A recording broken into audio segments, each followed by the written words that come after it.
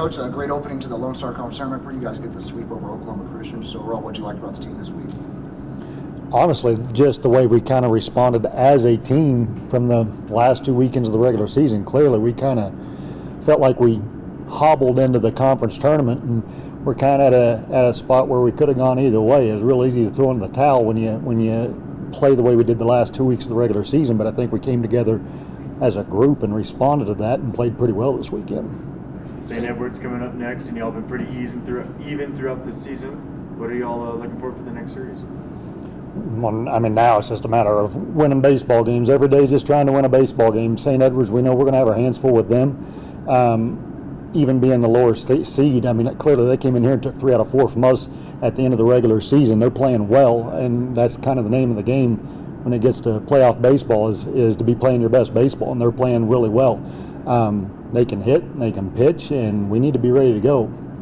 The double elimination format, does that change anything for you guys, or is it going out attacking one game at a time? Yeah, I think at this point it's just one game at a time. I mean, I think if you get too far ahead of yourselves, you kind of get yourself in trouble. So it's just a matter of trying to deal with whatever's right in front of you.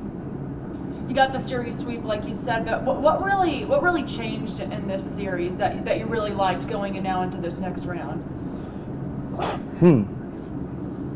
I don't know. You kind of put me on the spot there. I'm not sure I can pinpoint it. I think it was more of a collective thing. Like I said, it wasn't necessarily any one thing that jumped out at me and went, that's the reason we won this weekend. I just think collectively we played better as a whole.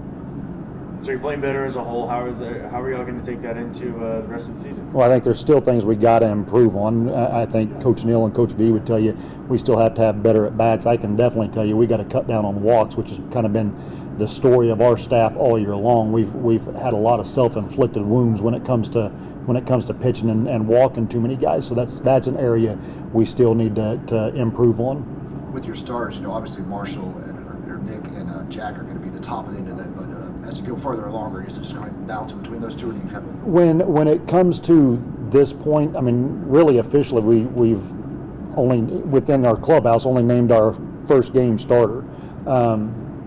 We kind of have an idea who's going to be game 2, but really from that point on, it's all hands on deck. I mean, it's a matter of finding out or whatever we got to do to win that first game, and then we'll worry about who's going to start the second one and start the third one, and so on and so forth. So it's a little different from that standpoint, where normally we're, at least within our clubhouse, we're announcing every starter for the entire weekend. It won't be that way this weekend. If we have to use Hoagland or if we have to use Keene to win game 1, we'll use those guys out of the pen, and we'll figure out who's going to start game 3 if we get there. So a bullpen game maybe in the books for the first series? I'm sorry? A bullpen game maybe on the cards for this next series? What do you mean by bullpen game? Like a bullpen starter? Like really? Oh yeah, I mean again, if you have to use those guys that have normally been starting game 3 and game 4 in a 4-game series weekend, if those guys have to start to win game 1 and game 2, it'd absolutely be a bullpen guy start game 3, and that's not something that would shock me at all.